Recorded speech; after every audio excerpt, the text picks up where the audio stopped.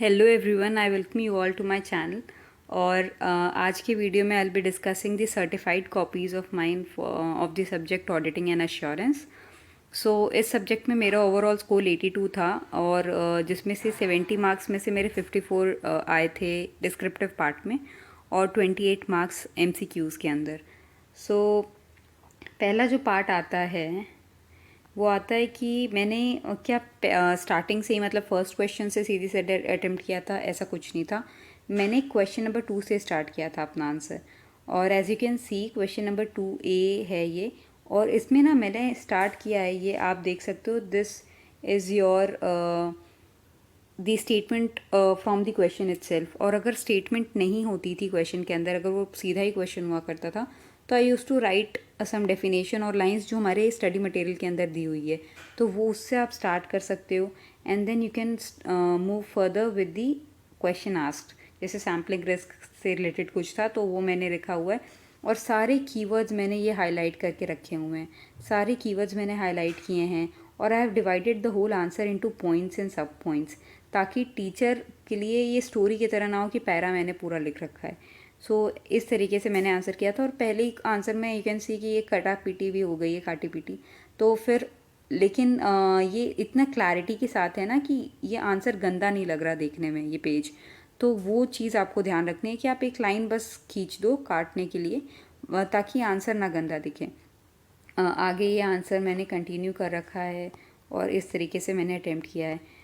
अभी भी आंसर ये चल ही रहा है। और यू कैन सी कि वन लाइन का भी अगर पॉइंट है तो उसमें भी मैंने ये हाईलाइट किया हुआ है सब पॉइंट, जो भी कीवर्ड्स हैं, ताकि एग्जामिनर के लिए बहुत इजी हो जाए आंसर्स को चेक करना, उसे थोड़े से भी एफर्ट्स ना देने पड़े। सो ये चीज़ मैंने ध्यान रखी थी। आगे आंसर नंबर 2 भी ऑडिट रिस्क से रिलेटेड है। उसमें भी मैंने स्टेटमेंट जो दी हुई है क्वेश्चन के अंदर वो चीज़ लिखना अगर है तो, अगर नहीं है तो आपने जो डेफिनेशन पूछा हुआ है वो आपने लिख दिया। और आगे आपने अंडरलाइन कर दिया कीवर्ड्स को, सब पॉइंट्स बना दिए। सो this was the way I attempted the answers.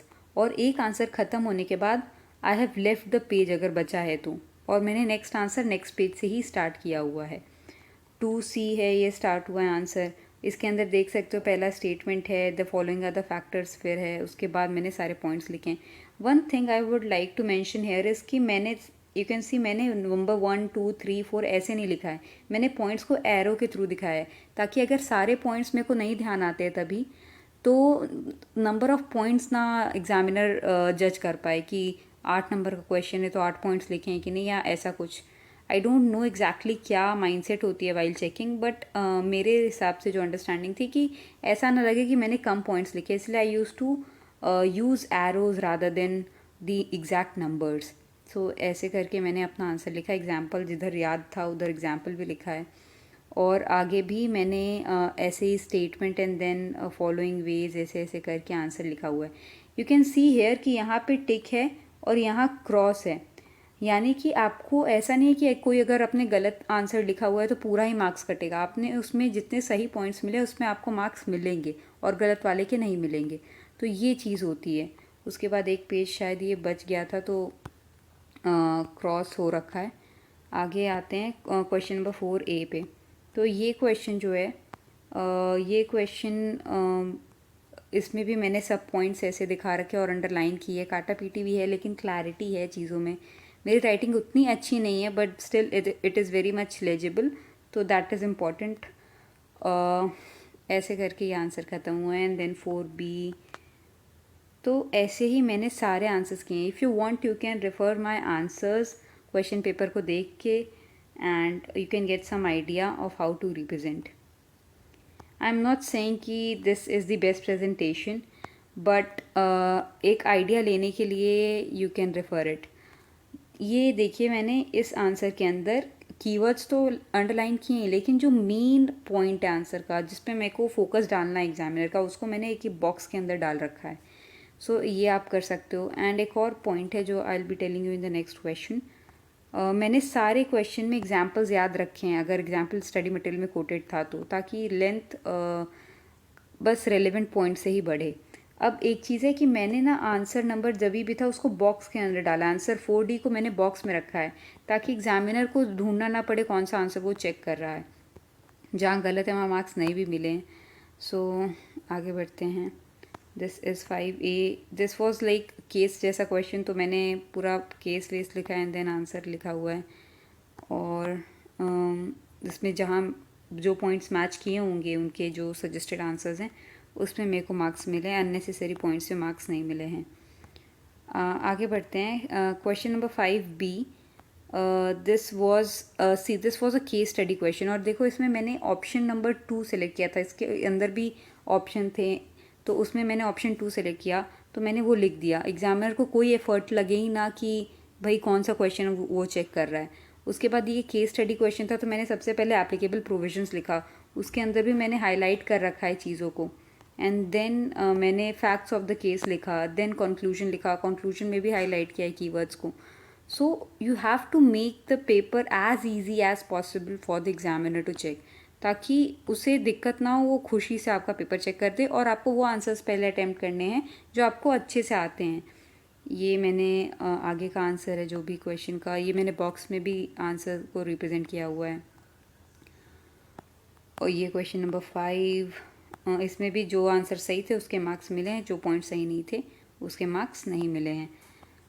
अब ये आता है एक इम्पॉर्टेंट पॉइंट कि ट्रू फॉल्स को कैसे अटेम्प्ट करें। सो यू कैन सी कि ट्रू फॉल्स में मैंने पहले इनकरेक्ट लिखा हुआ है, उसके बाद मैंने फर्दर 2 पॉइंट्स के अंदर उनको एक्सप्लेन किया है, the reason for being correct और इनकरेक्ट। सो उसके अंदर भी, रीज़न के अंदर भी मैंने हाईलाइट कर रखा है इंपॉर्टेंट पॉइंट्स को। तो ये चीज़ आपको ध्यान रखनी है, एक्सप्लेनेशन आपको भरपूर देनी है, उसमें कोई कंजूसी नहीं दिखानी है। और उसमें भी ट्रू फॉल्स में भी मैंने वही पहले आंसर्स अटेम्प्ट किए जो मेरे को अच्छे से आते थे, जो मेरे को नहीं आते थे वो मैंने लास्ट में अटेम्प्ट कर रखा है। जैसे मैं भी दिखाऊंगी आपको, ये सारे सही थे क्योंकि मेरे को आते थे। और ये देखिए 1A 1B मेरे को नहीं आता था, तो मैंने एंड में किया और वो गलत भी निकले। सो ऐसे क्या होता है ना कि एग्जामिनर स्टार्टिंग में अगर उसको सही सही से मिलता है तो उसको लगता है हाँ बच्चे को आती हैं चीज़ें। फिर 6C है, ये भी ड्राइंग पावर से रिलेटेड, बैंक ऑडिट से रिलेटेड चैप्टर का है, और उसके अंदर भी है ये सारा कुछ। नेक्स्ट 6D है, ये आंसर मेरे को आता नहीं था, मेरे को याद ही नहीं आ रहा था इसका आंसर, तो मेरे को जितना याद था उतना ही I have written this much, उसमें मेरे को 1 मार्क्स मिल गए। और अगर अगर I would have given up there itself कि नहीं मेरे को नहीं आता, नहीं कर पाएंगे, तो फिर शायद 1 नंबर ये भी नहीं मिलते, 81 मार्क्स रहते मेरे।